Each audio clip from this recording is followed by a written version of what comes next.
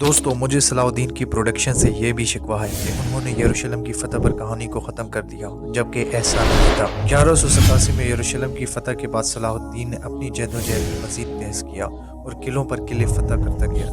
صلاح الدین کی یہ جدوجہد اس کی وفات تک یعنی 1193 تک جاری رہی۔